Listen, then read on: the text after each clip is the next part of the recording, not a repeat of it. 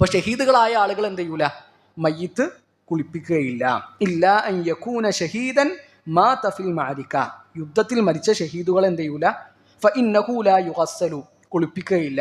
വലാ യുസല്ല അലൈഹി, അവർക്ക് വേണ്ടി മയ്യിത്ത് നിസ്കരിക്കുകയില്ല. ബൽ യുദ്ഫനു ഫീ സിയാബിഹി, അവർ ഏത് വസ്ത്രത്തിലാണോ ഉള്ളത് ആ വസ്ത്രത്തിൽ തന്നെ എന്ത് ചെയ്യും? അവരെ മറമാടും. ലിഅന്ന നബിയ സല്ലല്ലാഹു അലൈഹി വസല്ലം ലം യുഗസ്സിൽ ഖത്ല ഉഹദിൻ, കാരണം ഉഹദിൽ മരിച്ച സ്വഹാബിമാർ എന്ത് ചെയ്തിട്ടില്ല? അള്ളാഹുവിന്റെ റസൂൽ സല്ലല്ലാഹു അലൈഹി വസല്ലമ കുളിപ്പിച്ചിട്ടില്ല. വലം യുസല്ലി അലൈഹിം, അവർക്ക് വേണ്ടി ജനാസ നിസ്കരിക്കുകയും ചെയ്തിട്ടില്ല. ഉഹദിൽ 70 ശുഹദാക്കളുണ്ട്. 70 സ്വഹാബിമാർ ഷഹീദായ യുദ്ധമാണ് ഉഹദ്. 6 മുഹാജിറുകളും 64 അൻസാറുകളും ഉഹദ് യുദ്ധത്തിൽ ഷഹീദായത്. 70 സ്വഹാബിമാർ ഉഹദ് യുദ്ധത്തിൽ ഷഹീദുകളായിട്ടുണ്ട്. ആ ഷഹീദുകൾ അള്ളാഹുവിന്റെ റസൂൽ സല്ലല്ലാഹു അലൈഹി വസല്ലമ കുളിപ്പിച്ചിട്ടില്ല, അവർക്ക് വേണ്ടി മയ്യിത്ത് നിസ്കാരം നിർവഹിച്ചിട്ടും ഇല്ല. അപ്പോൾ ഇവിടെ നമ്മൾ പ്രത്യേകം ശ്രദ്ധിക്കേണ്ട ഒരു കാര്യം, ഇത് യുദ്ധത്തിൽ മരിച്ച ഷഹീദുകൾക്ക് മാത്രം ബാധകമായ വിധിയാണ്. ഇപ്പൊ യുദ്ധത്തിലല്ലാത്ത ഷഹീദുകൾ ഉണ്ടാവോ?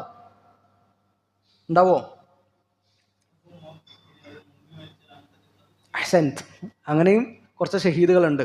അള്ളാഹുവിന്റെ റസൂൽ സല്ലല്ലാഹു അലൈഹി വസല്ലം പറഞ്ഞു, അശ്ശുഹദാഉ ഖംസത്തുൻ, 5 ടീം അവർക്ക് ഷഹീദിന്റെ കൂലി ഉണ്ട് എന്നാണ് പറഞ്ഞത്. 5 ടീമുകൾക്ക് ഷഹീദിന്റെ കൂലിയുണ്ട്. 1 അൽ മത്ഊൻ, ത്വാഊൻ, പ്ലേഗ് രോഗം ബാധിച്ച് മരിച്ചവർ, അവർക്ക് ഷഹീദിന്റെ കൂലിയുണ്ട്. വൽ മബ്തൂൻ, വയർ സംബന്ധമായ അസുഖം വന്നിട്ട് മരിച്ചവർ, അവർക്ക് ഷഹീദിന്റെ കൂലിയുണ്ട്. അൽ ഗരീഖു, മുങ്ങി മരിച്ചവർ, വെള്ളത്തിൽ മുങ്ങി മരിച്ച ആളുകൾ ഷഹീദാണ്. ഷഹീദ് എന്ന് പറഞ്ഞാൽ ഷഹീദിന്റെ കൂലി അവർക്കുണ്ട്. വസാഹിബുൽ ഹദ്മി, കെട്ടിടം തകർന്ന് മരിച്ചവർ. വശഹീദു ഫീ സബീലില്ലാ, അഞ്ചാമത് പറഞ്ഞത് അള്ളാഹുവിന്റെ മാർഗത്തിൽ യുദ്ധത്തിൽ മരിച്ചവർ. അപ്പോൾ നമ്മൾ പറഞ്ഞു വന്നത് ഷഹീദുകൾ പല വിധത്തിലുണ്ട്.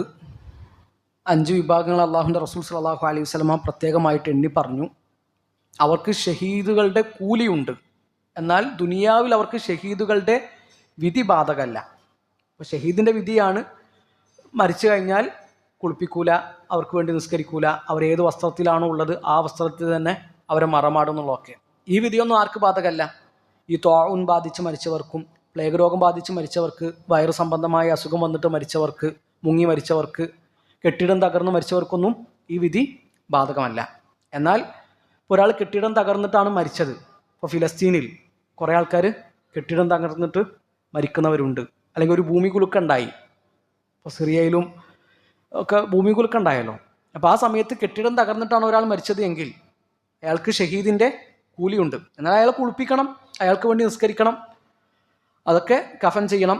അതിലൊന്നും എന്തല്ല, ഷഹീദിൻ്റെ വിധികൾ അയാൾക്ക് ബാധകമല്ല എന്നാണ് വിഷയം. ഇവിടെ ഷഹീദ് എന്ന് പറഞ്ഞാൽ യുദ്ധത്തിൽ മരിക്കണം.